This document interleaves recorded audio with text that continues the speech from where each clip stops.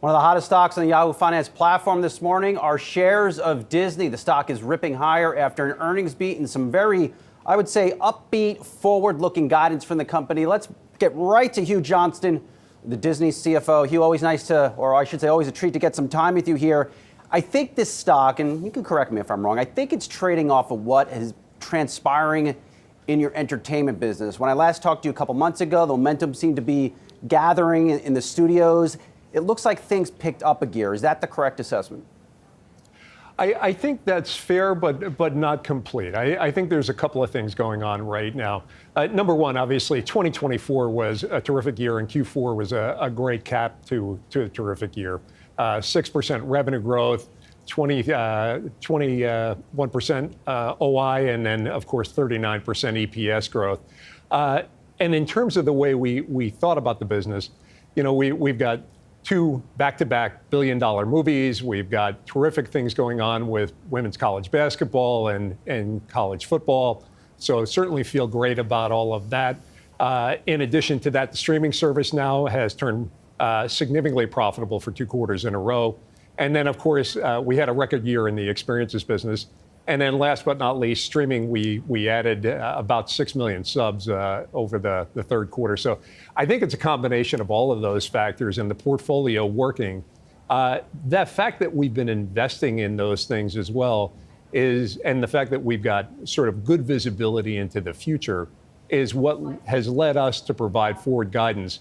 And I think the confidence that we have in those investments, whether it's the investments in streaming or the investments in the experiences business, is what's leading investors to basically look at the guidance and say, yeah, this is something that we're really bought into. We feel very positively about it. So certainly the creativity that's coming out of the studios, and then it just sort of plays its way right through the entirety of the Disney company. Can you just sit here today and say that the entertainment business has its magic back? Yeah, I think in many ways it does. And you probably need to kind of go back a few years as to how we got there and then how we've gotten here. In many ways, when you think about where we were a few years ago, we were producing a lot of content to try to fill the streaming service. And we stretched ourselves in some ways probably too thin. One of the things that Bob Iger said when he came back is, I want to put creativity back into the center. I want to reduce quantity, and I want to upweight quality. And we've been saying that for a few quarters. But now I think the combination of Inside Out 2 and Deadpool and Wolverine and the 60 Emmys on television from the combination of Abbott Elementary and The Bear and Shogun, of course, now we have the proof points there. So, yeah, I do think that focus on raising the bar on quality and delivering really, I think, the best content in the industry is an indication that the magic is back at Disney. Hugh, I never felt older when I saw the recent Lion King trailer. I remember this came out, 1994? Now this lion is all grown up. I mean, but is that movie, can you single that out as potentially the biggest blockbuster coming from Disney over the next year? Boy, I sure hope so, but I'm not going to go so far as to project that. I do think Moana 2 is also going to be a huge hit. And then we've got Avatar coming next year, as well as Lilo and Stitch and Captain America. So I'm optimistic about the portfolio. I think the slate we have going into 25 is absolutely outstanding. And as good as 24 was, I think we feel probably in many ways even better about 2025 in aggregate. Are you beyond the low point in the experience business? When I talked to you 3 months ago, Street was very focused on that, maybe didn't get the results you thought. What stood out to me in this business, Hugh, in this quarter was the international under pressure. Where is that pressure coming from overseas? Yeah, happy to talk about that. I do think we're on the upswing in experiences overall. We obviously saw growth in the domestic parks and certainly feel very, very good about that. International is relatively easy to identify 2 factors. Number one was the Paris Olympics, believe it or not. Whenever we have an Olympics in the same town that we have a parks in, attendance suffers. And we expected that, we forecasted that, we shared that expectation with the Street, and it came in basically exactly where we said. Second was Shanghai. We saw some softness there as well. Given it's China, we think it's temporary in nature. We think the consumer will come back. There's certainly a lot of love for Disney in China, and our expectation is the Shanghai park will come back. The Paris park has already come back, so we certainly feel good about that. Once the Olympics were over, we saw the attendance come back relatively quickly. I'm curious on your longer term thinking here. Earlier this week, Hugh, we had our Invest conference, talked to a lot of really amazing leaders, and I got the sense they weren't thinking about geopolitical risk after the election. As you look at a business like Shanghai Disney and your international operations, if things heat up, do you see a line of sight to an impact to those businesses overseas? Do sales take a hit? Do profits take a hit? I really don't. Let me tell you why. If you think about what the Walt Disney Company is all about, we're about bringing smiles to people's faces. We're about creating moments for families. We're about creating joy. That's not a political thing by any stretch of the imagination. And frankly, I think most political leaders would look at Disney and say, you know what, that's something that I want to make sure our citizens get to enjoy. So I do think we sort of fall outside of that realm because of what we bring to families and what we bring to consumers.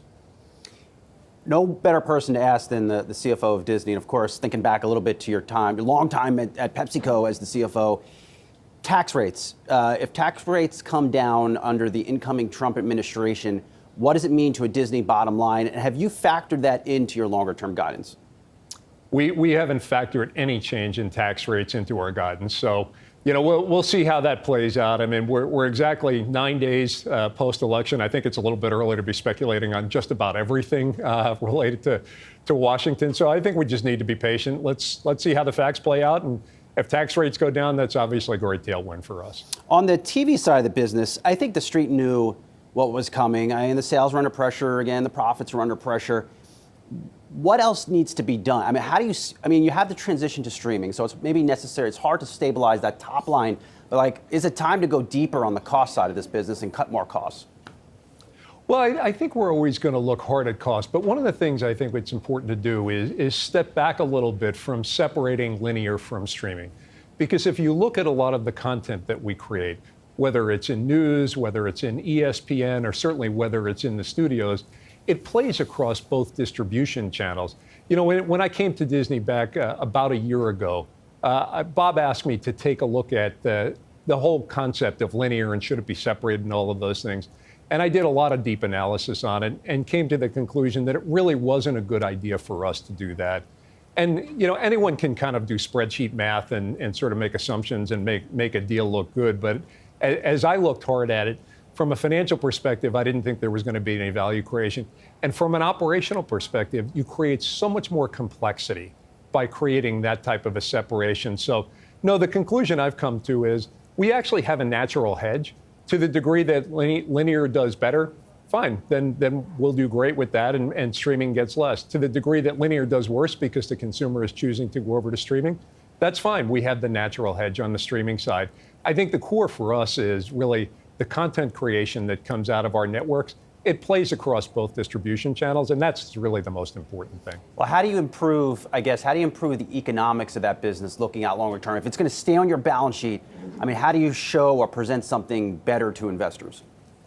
Well, I think the way investors should be thinking about it is at the entertainment level. So we've guided on entertainment to double-digit OI. And as we think about sort of entertainment, it really is much more of an integrated unit as opposed to just sort of focusing on one individual line item. I'd look at the collective and say, okay, does this portfolio work?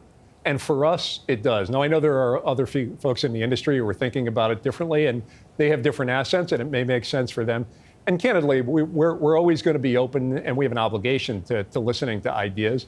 But we've got a pretty firm conclusion that the portfolio we have right now is one that's going to work and work really well. So I wouldn't expect us to make any changes there. Lastly, Hugh, since we last talked, there's been a sea change on how people are viewing or what's being seen on Twitter or X.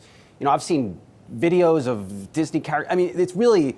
It's horrible stuff. As a Disney executive, what do you think about what is going on that platform, in the media and the content it's creating? And do you have any appetite to get back on there and advertise? I haven't talked to anyone recently about advertising on X, so I'm not sure where we stand on that one, to be honest with you.